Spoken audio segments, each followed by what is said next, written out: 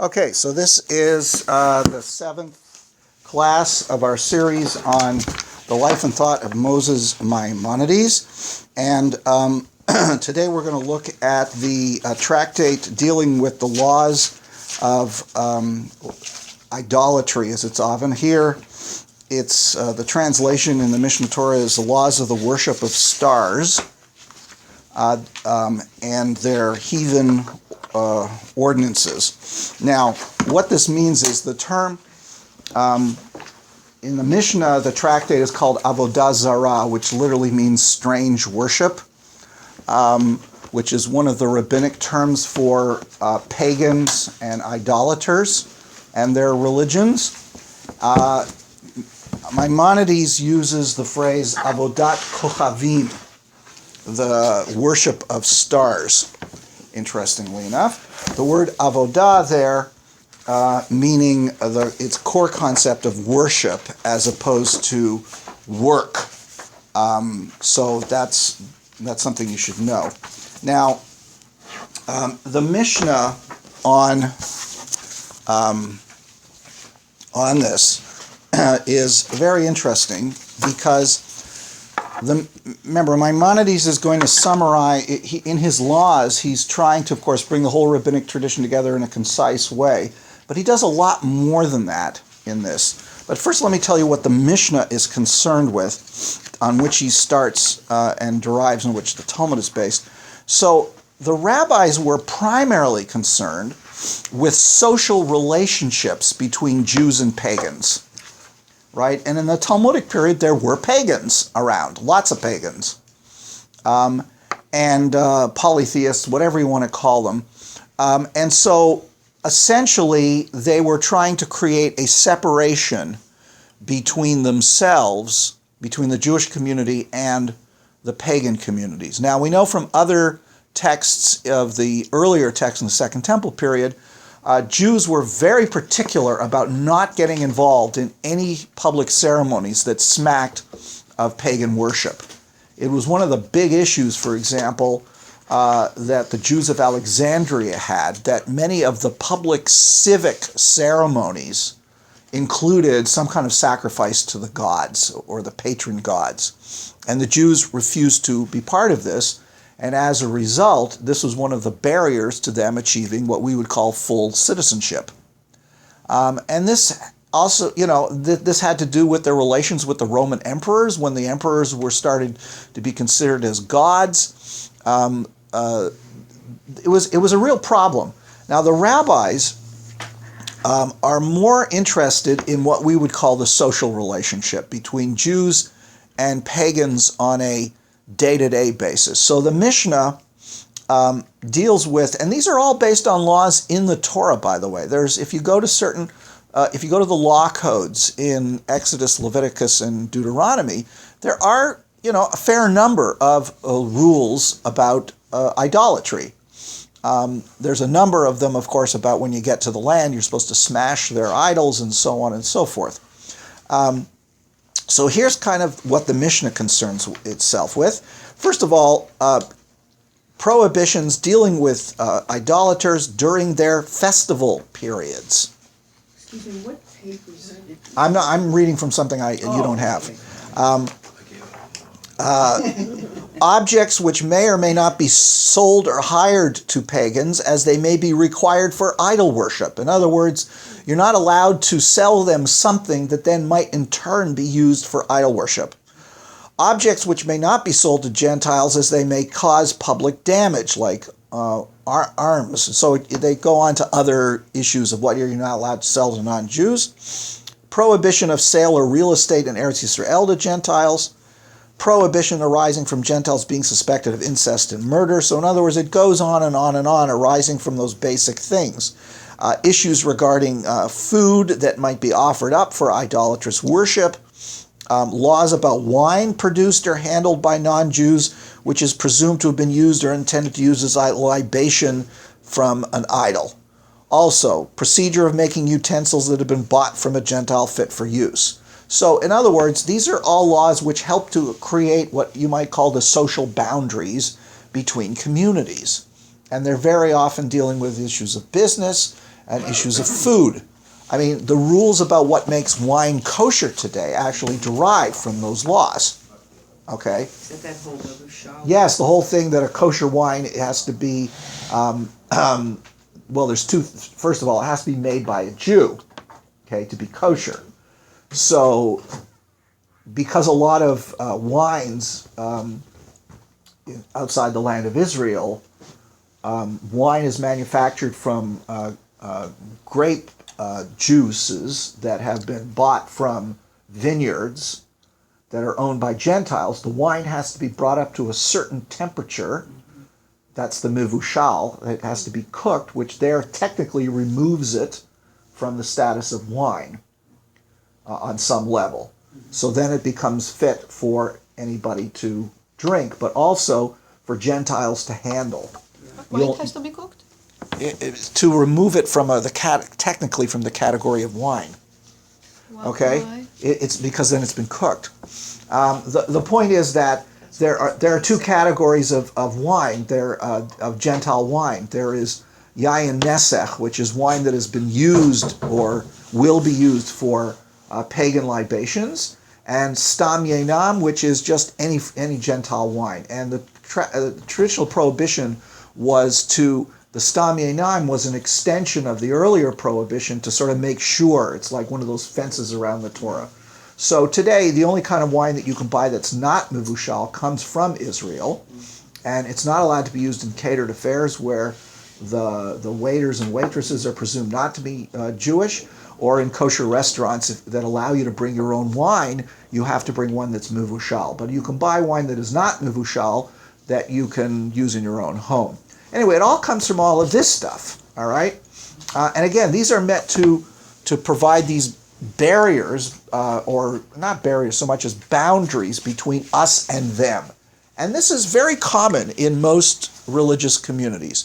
In order to define your community, you have both positive characteristics, this is what we do, as well as negative characteristics in the sense, this is what we don't do, that doesn't make us like them. And that's something that sociologists and anthropologists of religion have noticed in practically any culture which tries to establish its own particular character. So that's what the rabbis were primarily concerned with. There is, however, a fascinating midrash that's actually found in the Mishnah on Avodah Zarah itself, chapter 4, paragraph 7. A group of philosophers, and these are kind of things that show up in rabbinic literature, they're kind of, straw theologians, you might say, apparently of several rabbis who were in Rome, Rabbi Gamliel, Rabbi Joshua, and Rabbi Eleazar ben Azariah. The question, these are idolaters and idolatrous philosophers who are always trying to trip the rabbis up, okay? So here's what they ask the question. If your God does not want idolatry, why does he not abolish it? The sages answered, if something is worship which the world has no need of, he would abolish it. But the sun, the moon, and the stars are worshipped. Should God then destroy his world because of fools? If so, he should destroy what the world has no need of and leave what is essential for the world. The philosophers reply.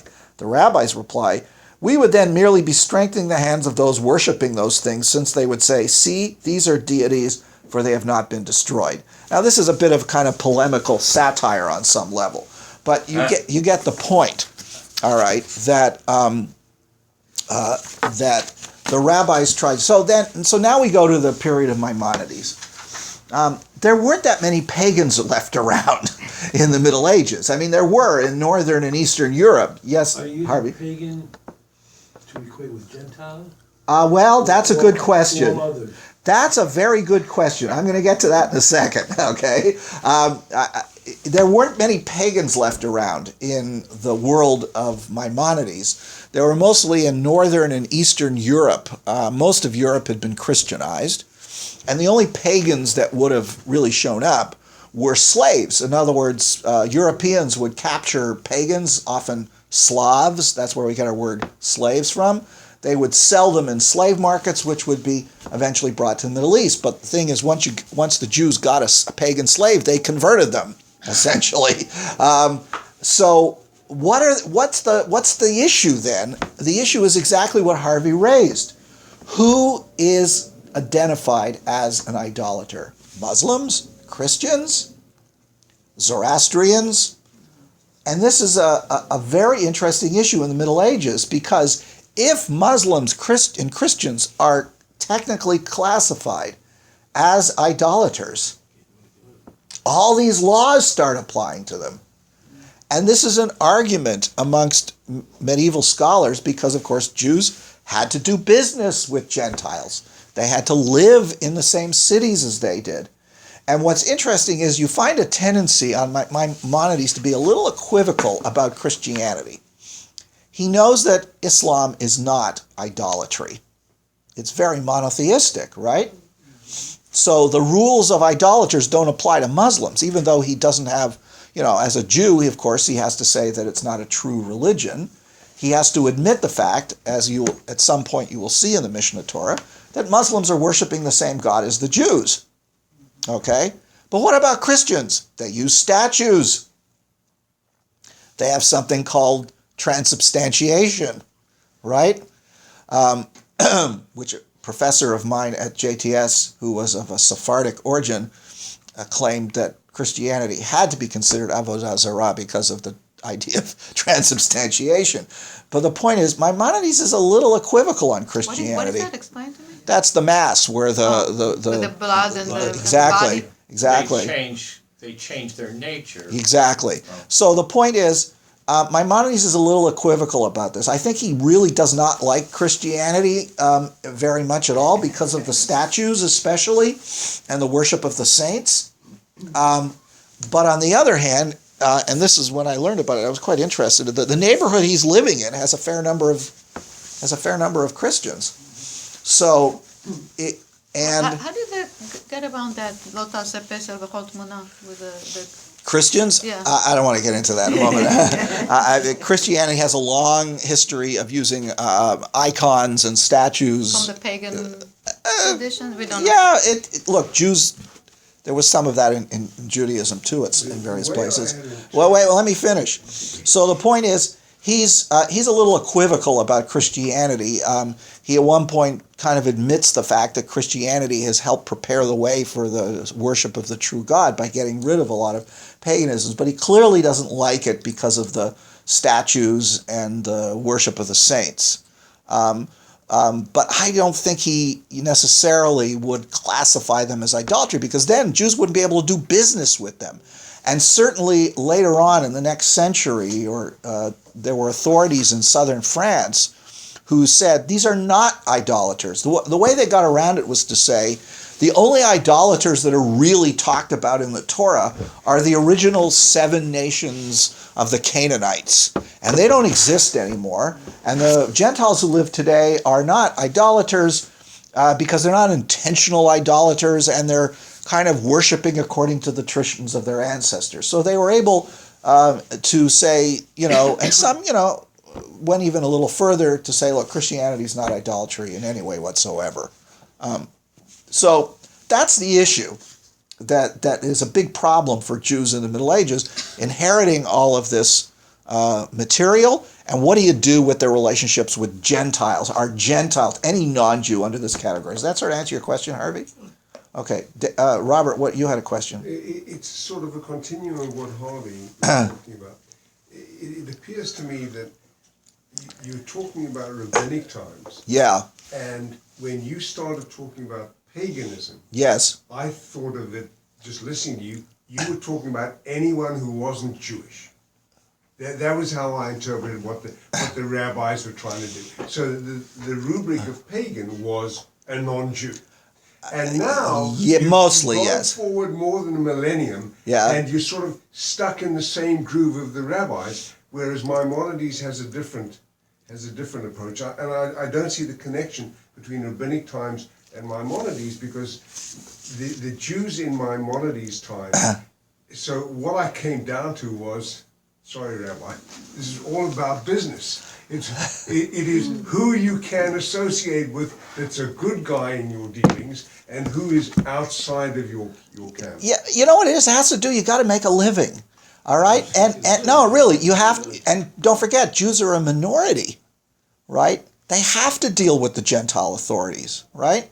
They had to deal with them in rabbinic times as well, because they had to deal with the Romans or the Persians, so there's a real problem here, which is why they've got all these laws in the Torah, they've got the traditions of the Mishnah, but I think there is a definite distinction between rabbinic times, when most non-Jews were in fact pagans, although there were some Christians in rabbinic, and the further you got along, and they didn't, interesting enough, the rabbis didn't classify them as pagans.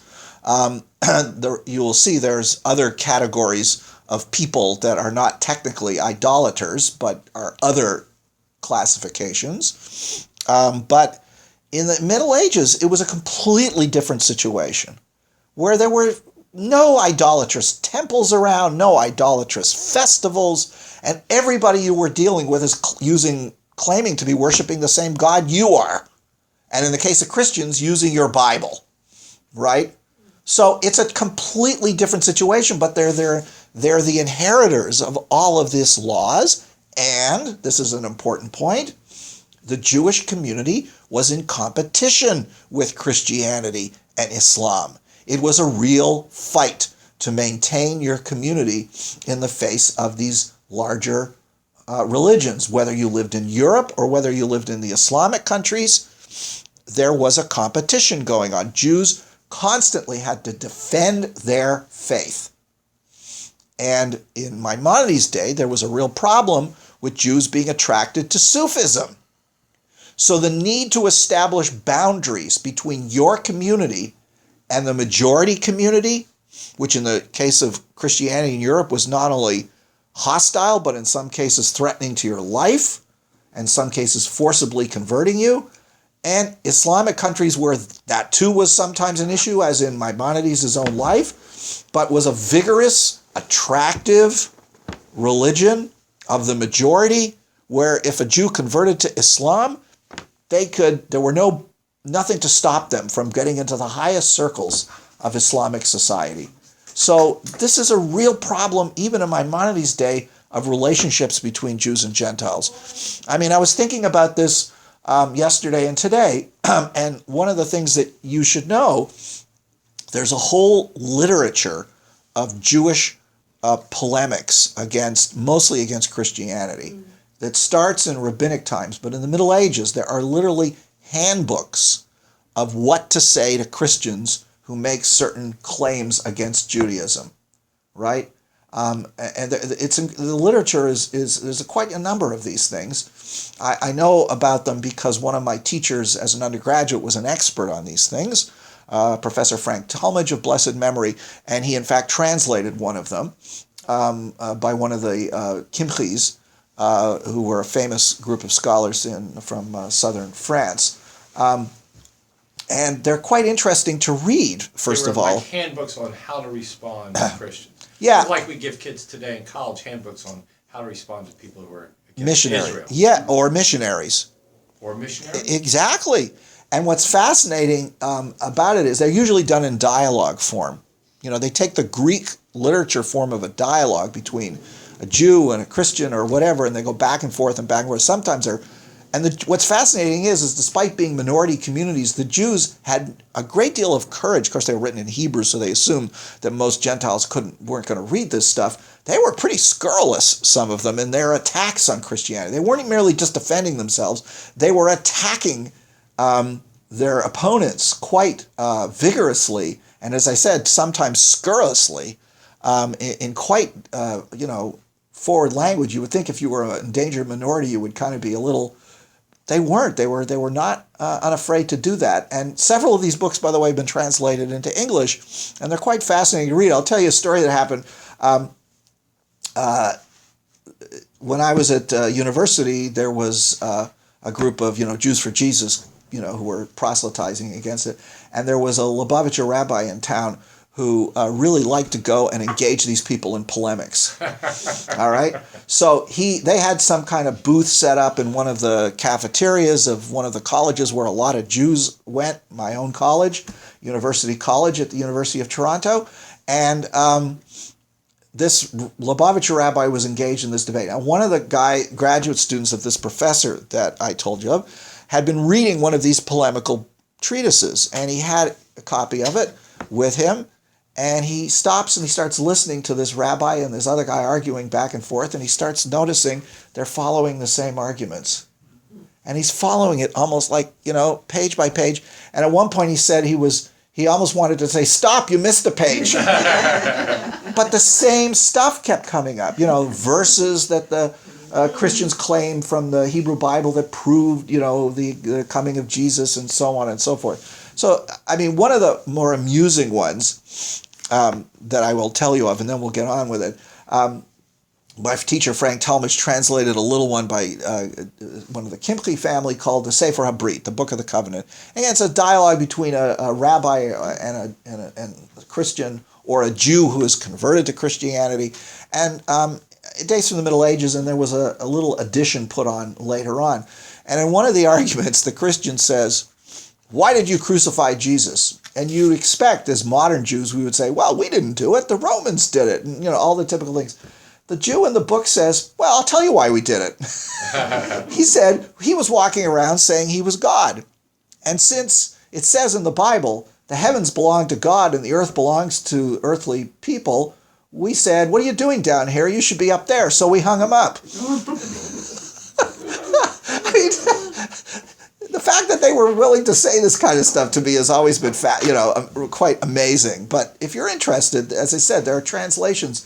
One of the most important ones is called the Sefer Nitzachon Yashan, which was translated in English about 30 years ago, and is quite fascinating to read. Yes, Suzanne? This is a digression. Sure. I'm sure everyone is familiar with the Pew study. Yes. Okay, so they said something like 40% of the people they interviewed said that it was okay, you could be a Jew and believe in Jesus, and I could not believe that statistic. Right, it's quite astounding. I thought maybe it was a typo or something. I must tell you, I haven't studied the report, but there's a lot of questions that have been raised about the authenticity of the statistics and things like that. That one just me. It is quite amazing. All right, so if you take a look at the material I gave you last week, and I assume everybody's got a copy of it. Let's say heavy. What? Can I follow it in your book? Because I don't have copies of that section. You won't. All right, you won't need this for now. Well, actually, okay, here. If you take a look, the laws of the study, worship of stars of idolatry. It's, in other words, the top title is Extra Sections to the Mishnah Torah, or Sefer Medal, Laws of Ethical Qualities, Part 2. Should have put "and others." But anyway, so at the bottom, as Maimonides does, which Tversky doesn't do in our anthology, at the beginning of each tractate, he lists all the laws in the Torah he's going to be discussing. And fascinating that he says there are 51 mitzvot in the Torah, 2 positive and 45 negative, dealing with the issue of idolatry. And these, again, are ones that are both explicitly and implicitly come from Torah text itself. And if you can look down the list, you can see all of the topics that are covered. And all of these are based on verses in the Torah. Okay? If you look down, for example, to number 42, not to consult an Ov, and 43, not to consult a Yidoni, these are soothsayers. So in other words, and notice up it says not to act as a soothsayer, not to practice black magic, not to practice divination. In other words, there's all of the stuff, and in Leviticus, and especially Deuteronomy, there are some very severe prohibitions of, the use of magic. And that's included in idolatrous practices. And Maimonides, of course, being very much against superstitious practices and magical practices, comes out very strongly against it, which, of course, what's fascinating is that in the Talmudic period, the rabbis tried to distinguish between magic that is prohibited and magic that is permitted. Because, in fact, there were certain kinds of magic, what we would call magical practices, that was permitted, like the use of amulets. Okay? But he comes out really strong against any of this. And of course, he's kind of spitting in the wind because everybody does this, right? He's one of the philosophers are really in a tiny minority of those people who don't believe in demons, who don't believe in magic. And it's really, until the modern period, they just, they lost on that one. Okay? Well, they lost in that they didn't convince people not to do these. No, absolutely. And it was one of the things that, in fact, Maimonides was accused of being heretical because he didn't believe in demons, when obviously the rabbis in the Talmud did. Because everybody believed in demons. It was part of the scientific worldview, right? Anyway, so let's begin by looking at his material on page 71 in the book. Now, I want to say one other thing before we actually get into the text. And this has been a long sort of introduction and digression to this stuff.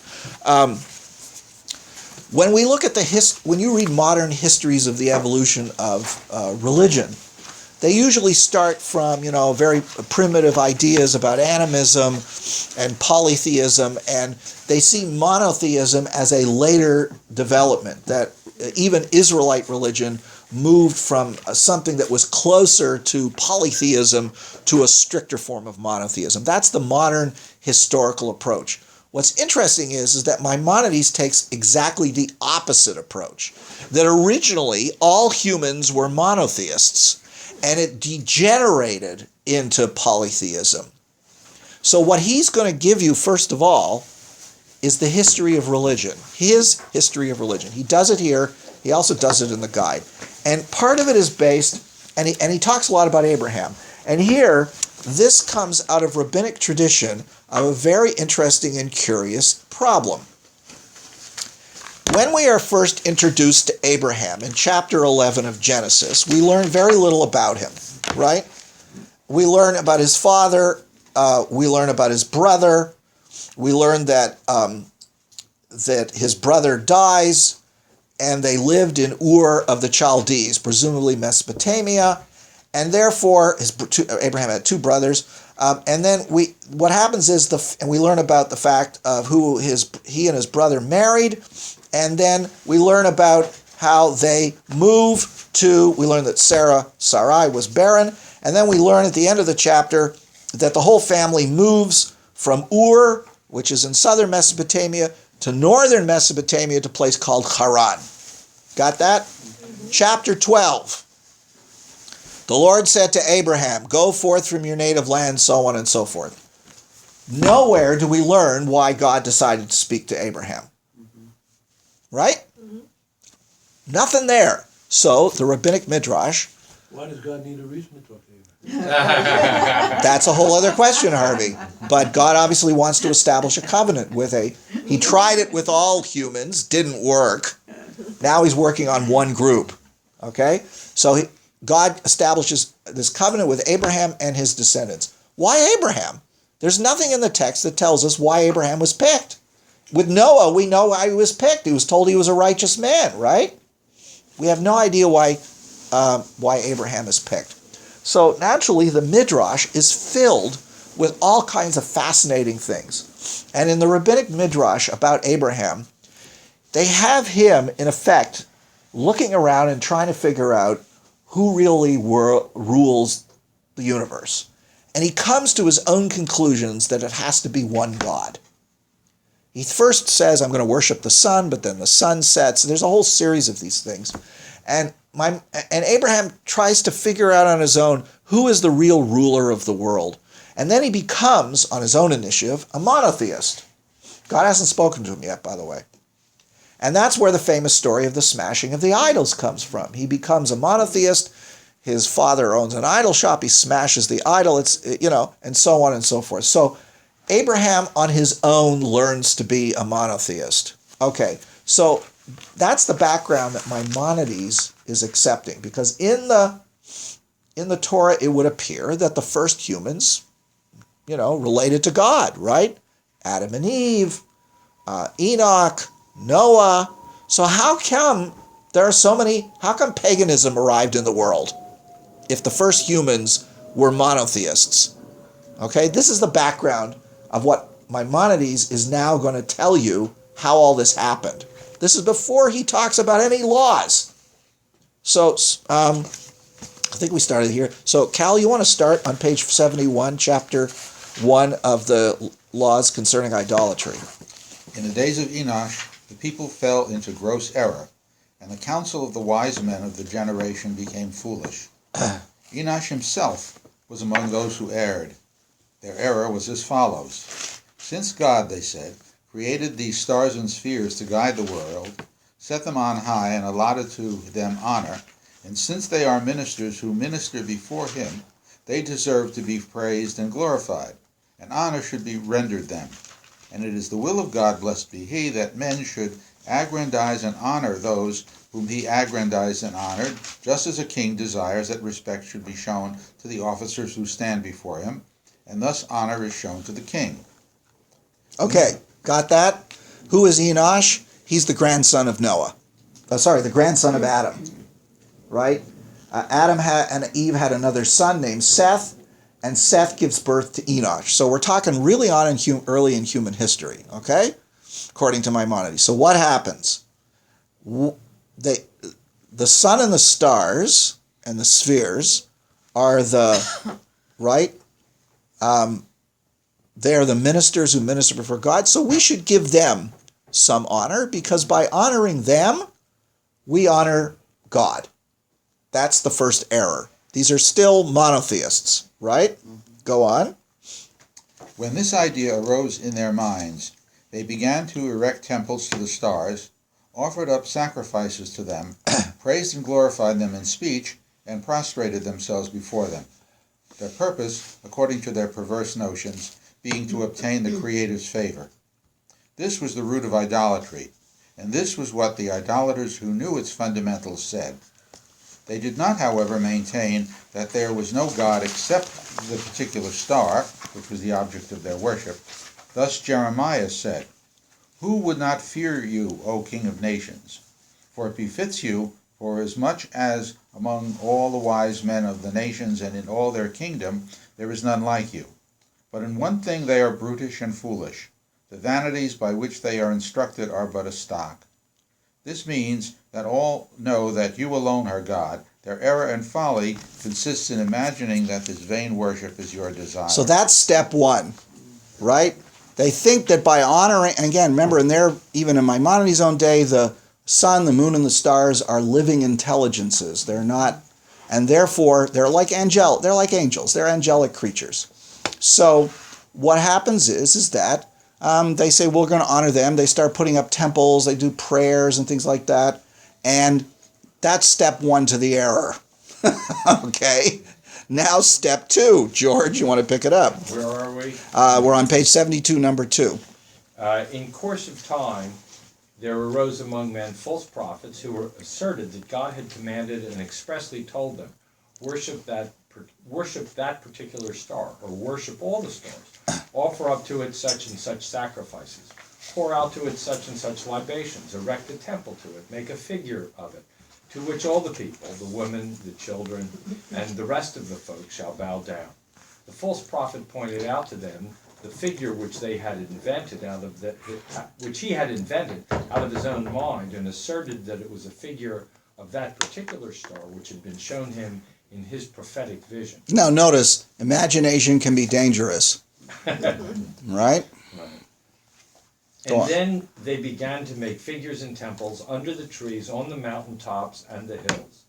There they would assemble, bow down to the figures, tell all the people that this particular figure conferred benefits and inflicted injuries, and that it was proper to worship and fear it.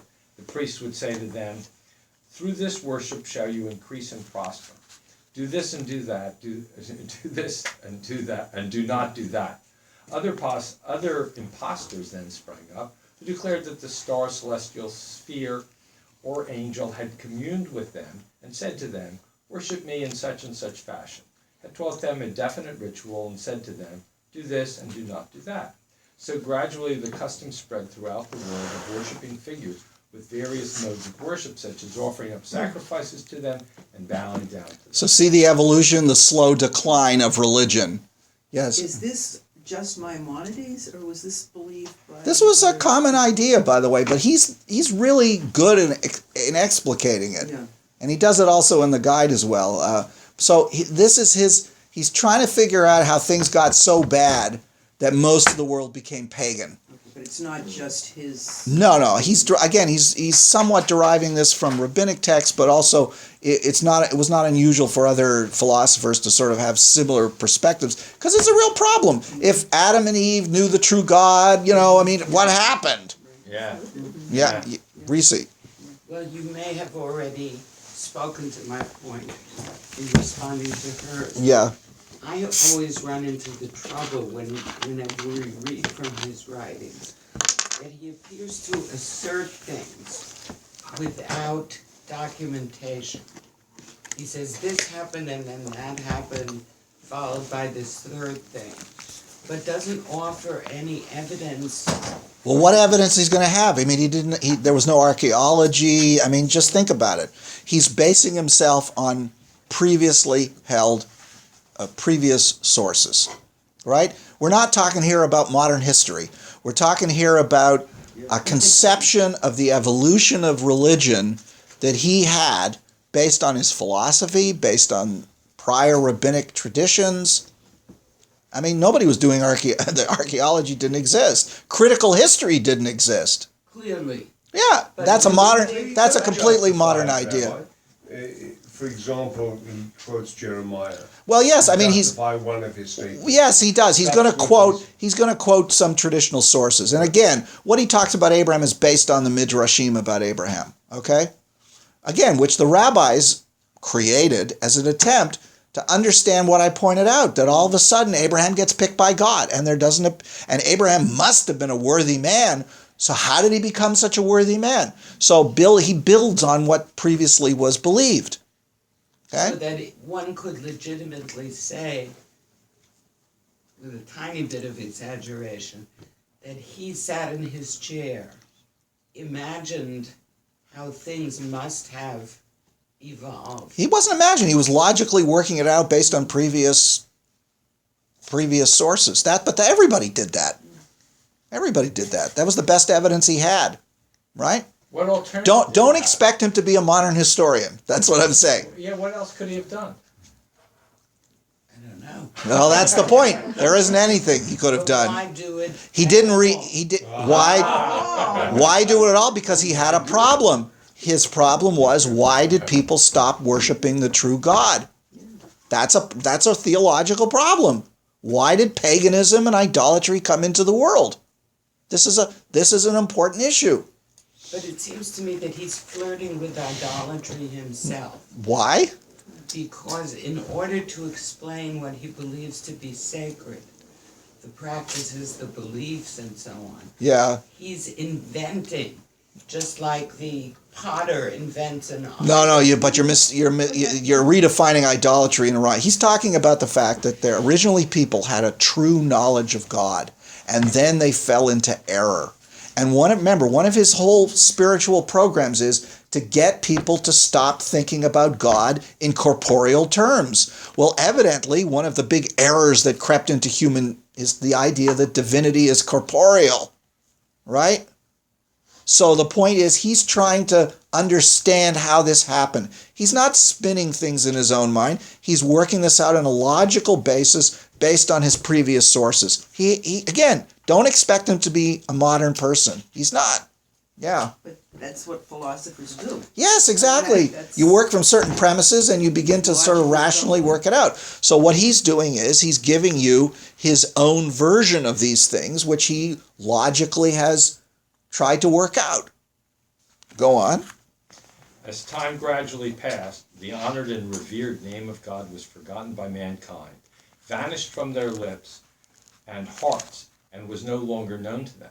All the common people and the women and children knew only the figure of wood and stone. It's funny how it's always the women and the children. Right. And the common people. Right. All the common people and the women and children knew only the figure of wood and stone in the temple edifice in which they had, from their childhood, been trained to prostrate themselves to the figure, worship it, and swear by its name.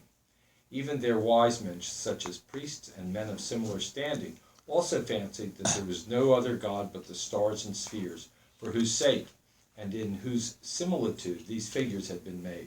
But the Creator of the universe was known to none, and recognized by none save a few solitary individuals, such as Enosh, Methuselah, Noah, Shem, and Eber, and Maimonides.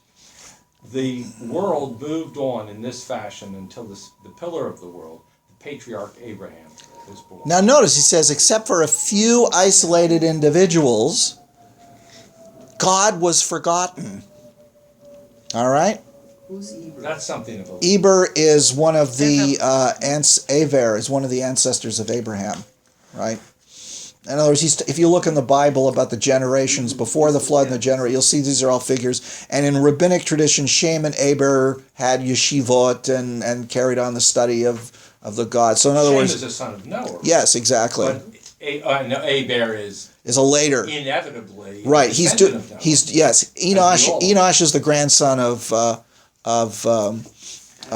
Adam, and Methuselah is an ancestor of Noah. Then you have Noah. So he's following here the direct line from Enosh, who is a grandson of Abraham, down to closer to Abraham's day with Aver. Okay? That's pretty much citing sources. Well, yeah, I mean, that's following the biblical genealogies. And again, the rabbinic tradition picks out these particular people as still being people who maintained the true knowledge of God, okay, and passed it on. And in a couple of instances, there's biblical precedent for this in the sense of, Noah, of course, being that. It's interesting, he doesn't put Enoch in here. Anyway, so now he's going to... Enoch is not Chanoch, right? Enosh Enosh is not Chanoch. No. The difference between Enoch and Enosh. All right, so now Abraham appears on the scene. Ed, you want to pick it up from there? After Abraham was weaned, while still an infant, his mind began to reflect. By day and by night he was thinking and wondering, how is it possible that this celestial sphere should continuously be guiding the world and have no one to guide it and cause it to turn round? For it cannot be that it turns round of itself. Now here he's putting medieval philosophy into the words of Abraham. The Midrashic version of this is Abraham wondering who is the true ruler and finding flaws in various things that he chooses to worship because they don't seem to be omnipotent, right? The sun sets, therefore cannot be omnipotent. So here, what Maimonides does is he turns him into a philosopher who as an infant. Yes, from a very young, I think he means a child here, trying to look at the world and logically seeing the flaws in saying that a celestial body which moves can be the true God. In other words, how can something be moved that is self-propelled? Yes. The sun never sets. The earth spins. Yeah, but that's the point. In those British Empire. In those days, the Earth didn't spin. Okay, it was the planets that went around. Okay, so take a look. Now, go on. He had no teacher. He had no teacher, no one to instruct him in art. He was submerged in Ur of the Chaldees, among silly idolaters. His father and mother and the entire population worshipped idols, and he worshipped with them. In other words, he lived in a society of idolaters. So in that society, of course, it was conventional religious practice. And of course, he just did what everybody else did, his family and so on. But his mind... But his mind was busily working and reflecting until he had attained the way of truth, apprehended the correct line of thought, and knew that there is one God, that he guides the celestial sphere and created everything, and that among all that exists there is no God besides him. So he logically worked out the notion of the unmoved mover, that there has to be an omnipotent God who does not move, does not change, but causes the movements and changes of everything below him, so to speak. This is unique to Maimonides, or this antedated him as well? Well, his turning Abraham into basically a philosopher, I think, is unique to him.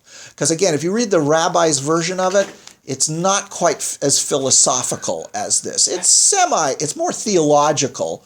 If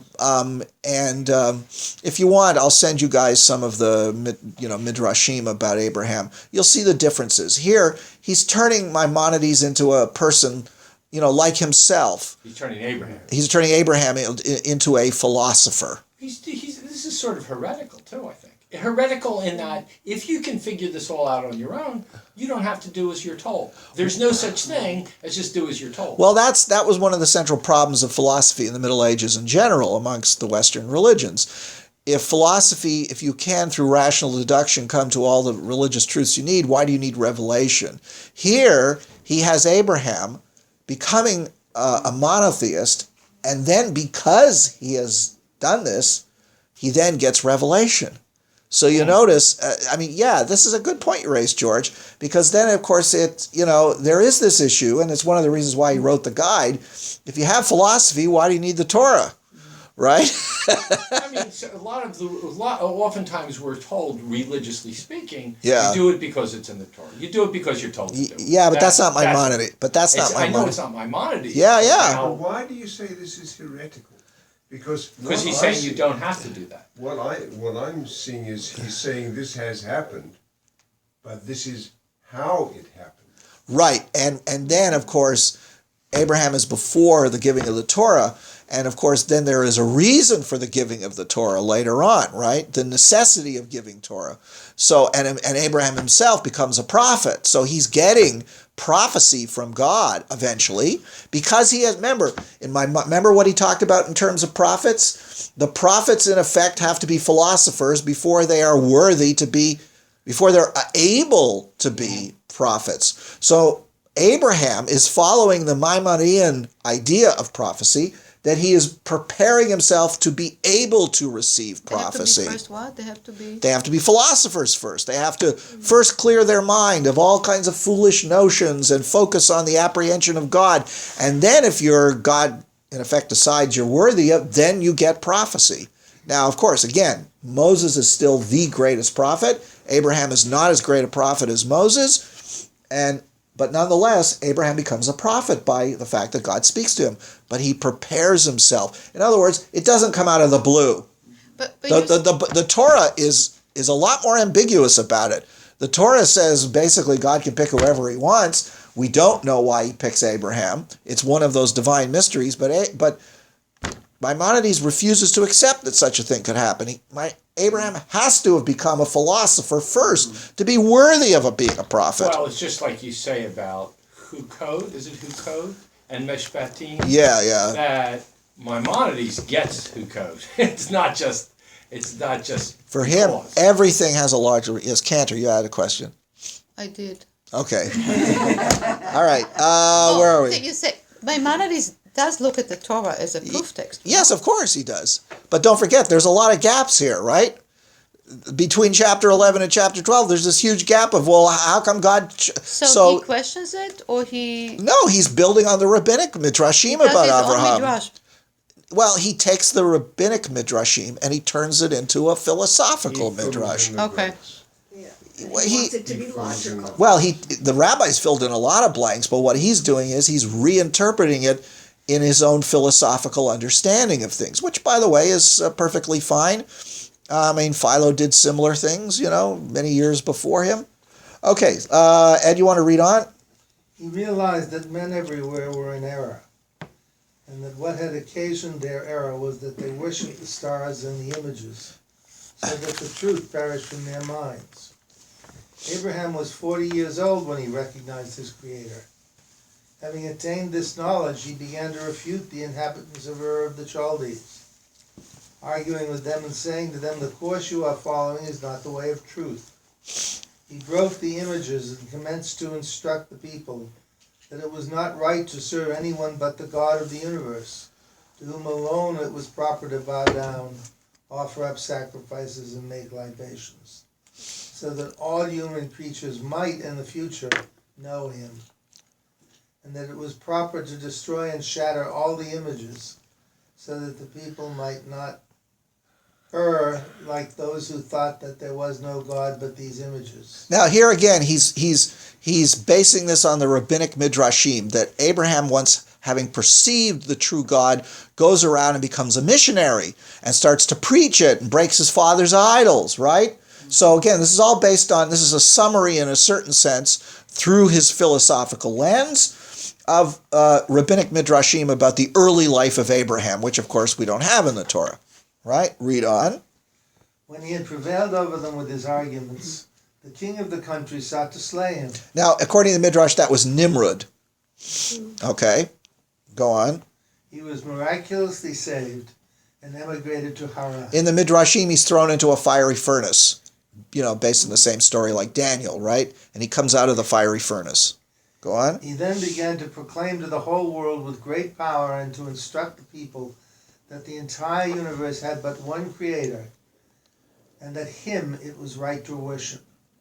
He went from city to city and from kingdom to kingdom, calling and gathering together the inhabitants, till he arrived in the land of Canaan. There too he proclaimed his message, as it is said, and he called there on the name of the Lord, God of the universe. When the people flocked to him and questioned him regarding his assertions, he would instruct each one according to his capacity, till he had brought him to the way of truth. And thus thousands and tens of thousands joined him. These were the persons referred to in the phrase, men of the house of Abraham. This is really fascinating because he has Abraham wandering through the Middle East, even when he gets to Canaan, which of course in the Torah, God speaks to him when he's in Haran and tells him to go to Canaan. But in the moment, he's got him going around doing this mission. Now, why does he claim there are all these thousands of converts? Because in the Torah itself, it talks about, at one point it says that Abraham and Sarah, it says in chapter 12, verse 5, this is when after God commands him to leave, it says, Abram took his wife Sarai and his brother's son and all the wealth they had amassed and all the persons they had acquired in Haran, and they set out for the land of Canaan. Now, the word persons, it uses the phrase nephesh, which means really the lives. Okay? So the plain understanding is that all the slaves they bought, right? In other words, when Abraham moves from Haran to Canaan, he's like a sheikh with a whole tribe. The rabbis interpret this as the people they had converted to the worship of the true God. The converts. So Abraham, again, is building on the rabbinic tradition that Abraham was a missionary to God. He converted all these people. And what's interesting is he has them do this in a slightly different order than the Bible and the rabbinic midrashim. Okay, Ellie, do you want to continue? Abraham implanted in their hearts. Abraham implanted in their hearts this great doctrine and composed books on it and taught it to Isaac his son. Isaac settled down, instructing and exhorting. He imparted the doctrine to Jacob and ordained him to teach it. He too settled down, taught, and morally strengthened all who joined him. The patriarch Jacob instructed all his sons, set apart Levi, appointed him head teacher, and placed him in a college to teach the way of God and keep the charge of Abraham. He charged his sons to appoint from the tribe of Levi one instructor after another, in uninterrupted succession, so that the doctrine might never be forgotten. And so it went on with ever-increasing vigor among Jacob's children and their adherents until they became a people that knew God. When the Israelites had stayed a long while in Egypt, they relapsed, learned the practices of their neighbors, and like them worshipped idols, with the exception of the tribe of Levi, that steadfastly kept the charge of the patriarch. This tribe of Levi never practiced idolatry.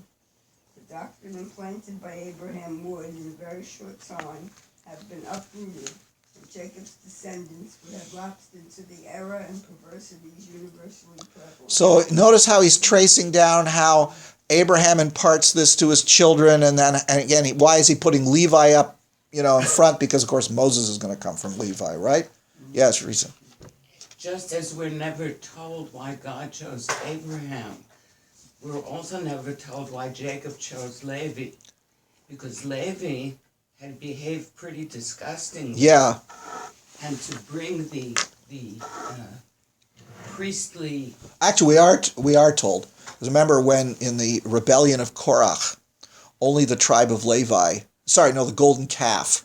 In this golden calf, only the tribe of Levi refuses to. So God rewards the tribe of Levi by making them the priests. I see. But what Maimonides is doing is putting that back further, that Levi was appointed by Jacob to be the teachers, because he wants to put it back. And don't forget, from the beginning, the succession, the idea of handing down the truth from teacher to student is extremely important to Maimonides, because of course that's what he does with his own great student that he writes the guide for later after this. This is written after this, that for him, the imparting of the true knowledge has to be directly from teacher to student. Yeah. Was Maimonides Yisrael, Levi, or Kohen? I don't know. I think he was in Israel. But the point is, I don't. What he's doing here is he's taking what's come down, which is the revering of the Levitical class, and justifying it post hoc. Yeah. But the point is, after Moses, it's irrelevant, because then it doesn't come down through the priests; it comes down through the prophets, and then to the sages. So it's only up until Moses that he really cares about that. Okay. All right. Read on. But God, because of God's love for us. But because of God's love for us, because he kept the oath made to our ancestor Abraham, he appointed Moses to be our teacher and the teacher of all the prophets, and charged him with his mission. After Moses had begun to exercise his prophetic functions, and Israel had been chosen by the Almighty as his heritage, he crowned them with precepts and showed them the way to worship him and how to deal with idolatry and those who go astray after. In other words, at a certain point, the Torah comes to give us the rules to make sure that we don't slip back into error. Right? Because the individual, this goes back to the problem that George raises, the individual of the superior mind might be able to come to these conclusions on their own. But for the general mass of people and for society, they can't, right? Because of both genetics, we would say, and environment. And so there has to be a Torah that will create a kind of constitution for both the advancement of the individual and society to make sure that we don't slip back into the errors that happened previously. And Moses is the great teacher of this. Are we using Moses and Torah as synonymous? No, Moses is the one who gives us the Torah from God, because he's the only prophet to whom laws are given. That's the critical difference between Moses and the rest of the prophets, according to Maimonides. All the other prophets exhorted us to follow the laws or to get away from our immorality. But the only prophet who came out, who gave us the divine legislation, was Moses. That's part of the whole idea of the superiority of Moses over any other prophet. It's interesting to see that Abraham implanted this doctrine and composed books on it too. Yes, right. The idea that he writes things down. Proto-Torah. Yeah, exactly. And again, he's building on there's rabbinic midrashim that in fact, Abraham already knew the whole Torah before it was given. So, Maimonides isn't going that far, but in effect he's saying, he knew a lot. Okay, so Twersky doesn't give us anything beyond that. So let's now look at the material I gave you last week, which is page 3 from last week. I wanted to just give you a little bit. The rest of the book is up until chapter 11. It's really about explicating all of the individual details about business and so on and so on and so forth. But so I didn't want to give you all of that. Actually, if you go back to 74, the beginning of chapter 11, the first halakha.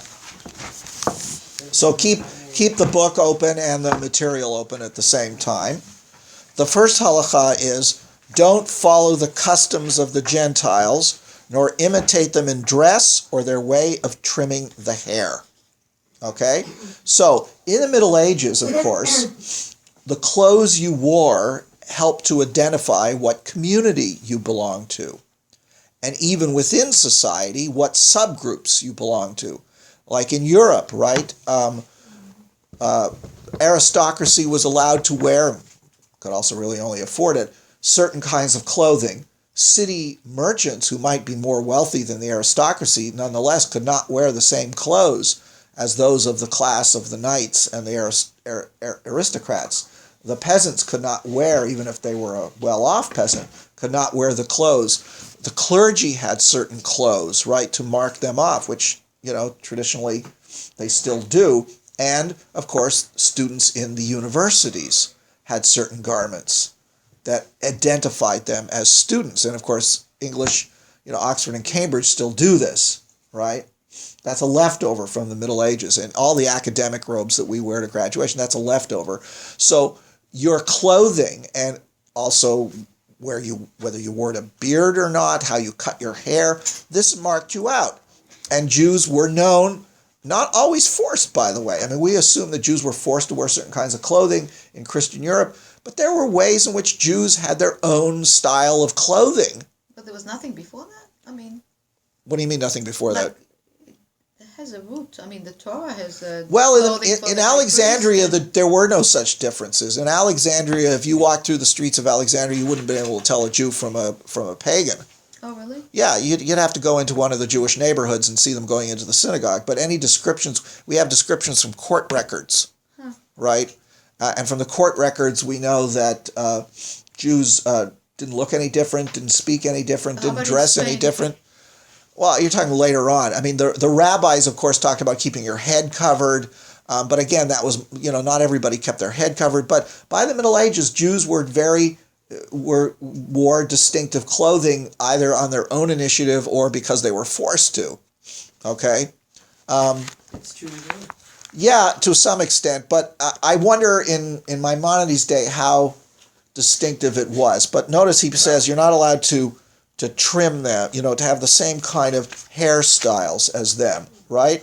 The Israelite shall, on the contrary, be distinguished from them and be recognized by the way he dresses and his other activities, as he is distinguished from them by his knowledge and his principles, right? So the notion, he says he shall not put on a garment like that specially worn by them, nor let the lock of his hair grow in the way they do.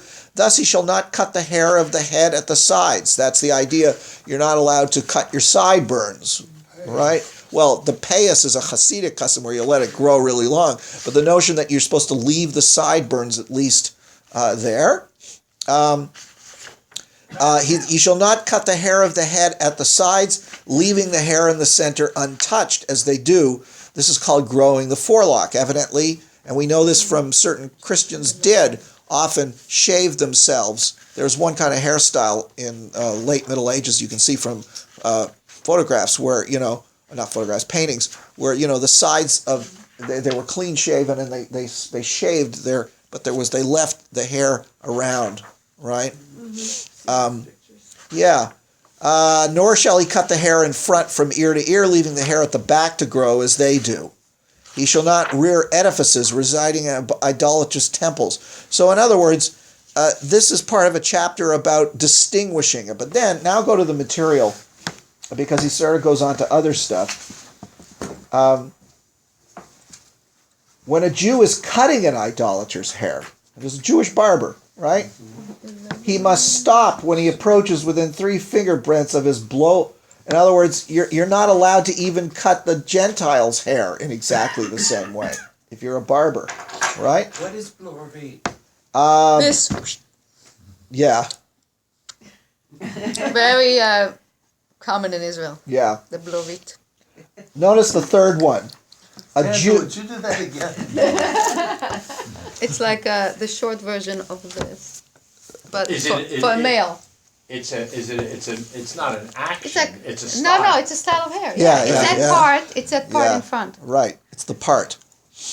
A Jew who has an important position in a Gentile kingdom and must sit before their kings and would be embarrassed if he did not resemble them is granted permission to wear clothes which resemble theirs and shave their. In other words, if a Jew is, this is for the sake of the community. There are, again, he's allowing certain leniencies because of expediencies, right? Now in Halakha 4, he gets into the things regarding soothsayers and magic. This is really interesting. Paul, do you want to read Halakha 4? It is forbidden. We're on page 3 of the material I gave last week. Yeah, it is forbidden. Here it is. You got it?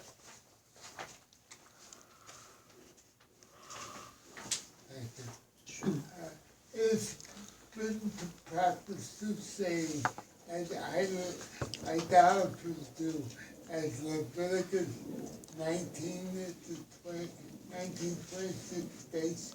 Do not act as a soothsayer. What is meant by a soothsayer? For example, those who say, since my piece of bread fell out of my mouth, or my staff fell from my hand, I will not travel to this place today. Since if I were to go, I would not be able to accomplish my desire. Since a fox passed on the right side, I will not go out the door today. Since if I were to go out, I would meet a deceiver. And he goes on with this. What is this? What would we call these? Superstition. Omens. Omens. Omens. Okay? In other words, a soothsayer is one who reads the omens. Right? There's famous humorous line from Funny Thing Happened on the Way to the Forum. I am the soothsayer. I'm going to say the sooth. Anyway, so in other words, he goes on, right, with this notion that this is forbidden. You do not read natural events as omens of the future. Okay? I'm curious. Yeah. I was just saying, the derivation, I mean, maybe it's a translation from the Hebrew, but in the English, I'm wondering if that's like, zoons and things like that, God's truth. No. In Hebrew, it's a particular word. Own. Yeah, well, it says, Lo nechashu velo te'onenu. Nachash is one of the words for, it says, don't practice divination. It comes actually probably from the same root as a snake or soothsaying. In other words, they're technical terms in biblical Hebrew referring to what we would call forms of divination, telling the future. Or, okay? I have to look up the English. Like more like to guess something. Well, it's looking at natural events and giving them, saying that they are a sign, an omen of some kind of future thing. Now, in number 5, he says there's a different ruling, right? By saying, what does he use for the word omen in Hebrew, by the way, in Halakha 5? Siman. Siman, okay? Like Mazel Tov and Siman Tov, right? A sign. So he's saying here that it's not the same, right? In other words, if something good happens and he says this is a Siman. But he doesn't call Siman before. Yeah, exactly. But he says, or when you ask... No, he does. Okay, so he says, however, like there was a thing, they would go into a school and ask a child, what verse of the Torah are you studying? And the child reads a verse of blessing. the person can see this as a siman tov. So he's giving a little bit of leeway here towards things that were common practice amongst Jews that are not the same, he says, as the kind of omens which are closer to much more overtly magical. Okay? In Halakha 6, he says, what does it mean by a diviner? And that's the other. And then he says, one who performs certain deeds to cause him to fall into a trance and to have his mind cleared of all thoughts until he can predict the future. In other words, people who go into these things where they go into a trance and they start, saying what will happen. Like King Saul. Yeah, well, yeah. And then he says, there are some diviners who use sand or stones. Others prostrate themselves on the ground, make strange motions and scream. Others who look at a metal or crystal mirror fantasize and speak. Others who carry a staff and lean on it and tap it till they fall into a trance. In other words, he's telling you all the kinds of things that are actually going on in his own day. He's also building himself on Talmudic definitions and discussions of these terms. Okay? So if you turn over the page... but then he's okay with other things. Well, we'll see. He says, you're not supposed to divine or inquire of a diviner. And then he talks about Halakha 8. What's the Hebrew for Halakha 8? Who is a fortune teller? What is the term he uses there? איזה מעונן. Meonen, okay.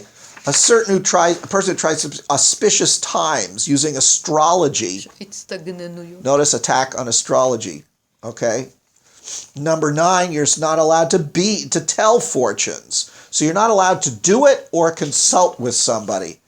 Anyone who performs a deed because of an astrological calculation or arranges his work or his journey suggested is liable for lashes, meaning it's a serious crime, as Leviticus 19:20, don't tell fortunes. Included in the scope of this prohibition is one who performs magic tricks and deludes those who observe him into thinking that he performs wonders, although he's not doing so.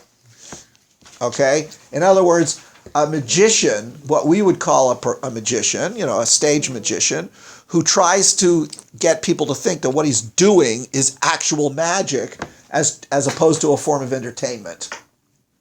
Okay?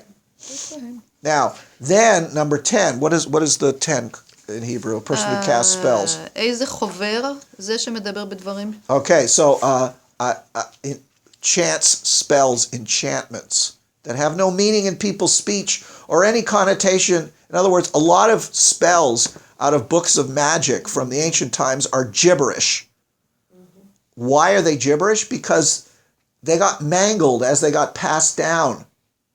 All right, magical words, magical names, were translated from one language to another, used by pagans, Christians, Jews, Muslims, and they get garbled as they come along. I'll give you a really funny example. Naturally, the most, names of God were often used as, and still today, for amulets. And the most powerful name of God, of course, is the Tetragrammaton, Yud-He, Vav-He. So Jewish magic, used that name as a very powerful name. And of course, it's written from right to left, Yud, He, Vav, He. Well, Greek magicians in the ancient world saw the Jews using that thing, and they read it from left to right. And by reading it from left to right, they transcribed it into Greek letters that looked like the Hebrew letters. Only with the Greek, you get P-I-P-I, Pippi. So Greek amulets start using Pippi as a magical name. Okay, kind of crazy, right? But then Jews start seeing Greek amulets with the word Pippi on it, and they translate it back into Hebrew letters.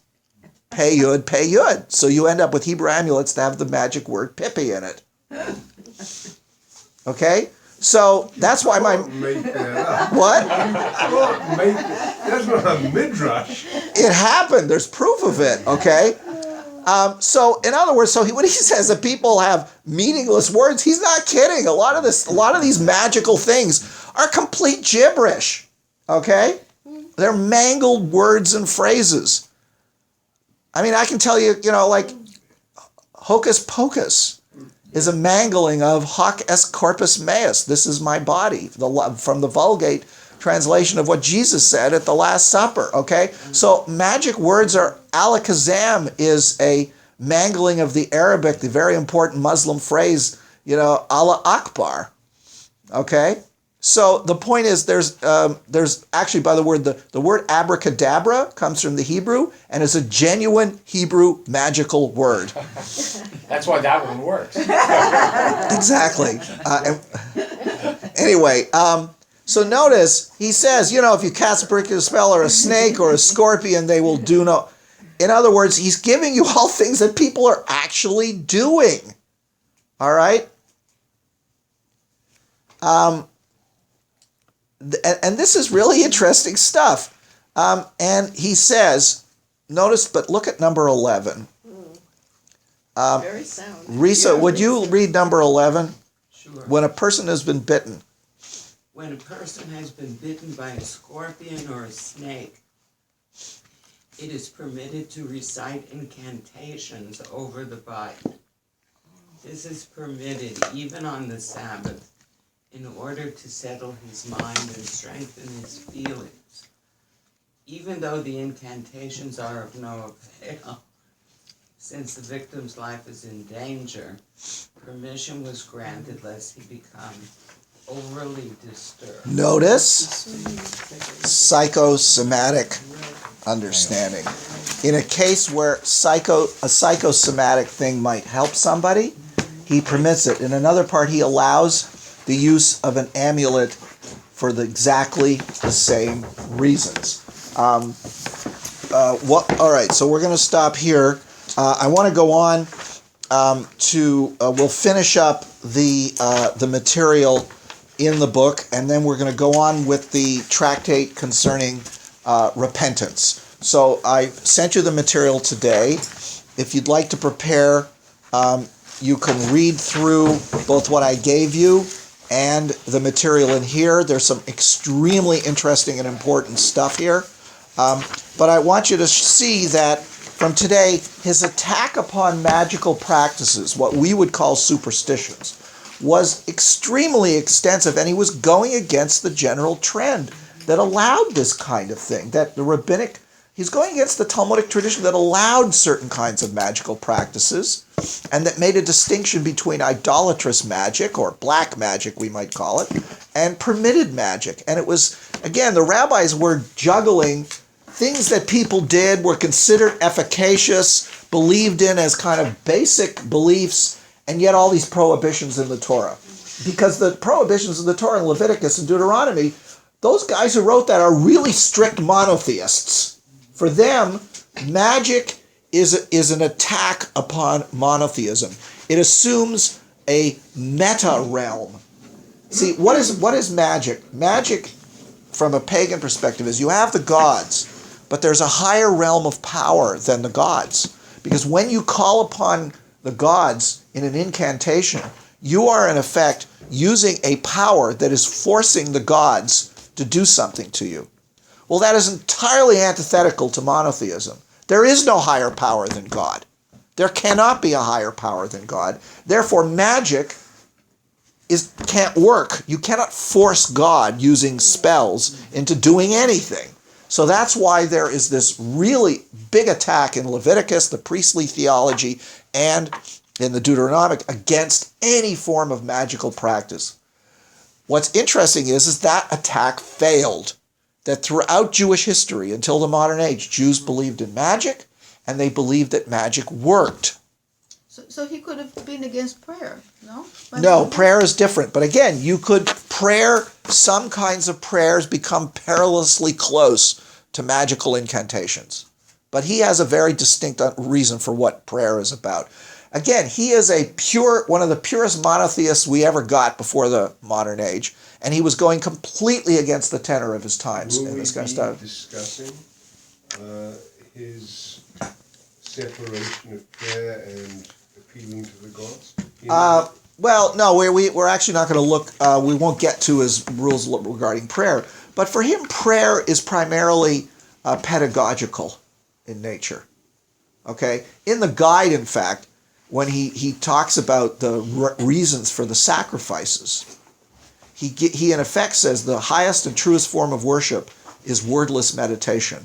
But because the Israelites lived in a culture of sacrifice, God had to give them monotheistic sacrifices, and that afterwards prayer replaces sacrifice. But in effect, he's saying is that prayer and sacrifice are a concession to human weakness, for the need for words. Prayer is a concession? Yes, because God ultimately cannot be described in words. But humans need words psychologically to worship God. Most people can't sit there and meditate on God. It's in the guide. He said that the best prayer is a wordless prayer. Wordless meditation on God. Okay, but most people can't do that. Yes, people can't do that. So that's why there are, again, for him, the laws are all functional. They are means to an end. Prayer is a means to an end, which is to make sure that you have the proper conception of God, that inculcates good values in you, ideas about God, gratitude, thanksgiving. That's what it's about. It's not about, help me get ahead in business. Let's all pray that God allows us to win the football game. To him, that's magic. Did he ever write like his own little prayer book? Like when he took out all the stuff that he didn't like? No, I don't think he ever did. I'm not sure about that, but I don't think he ever did. Okay. I think it's great We'll see you next week. allowed to say an incantation over a snake bite. Well, It's that's because you might die. Well,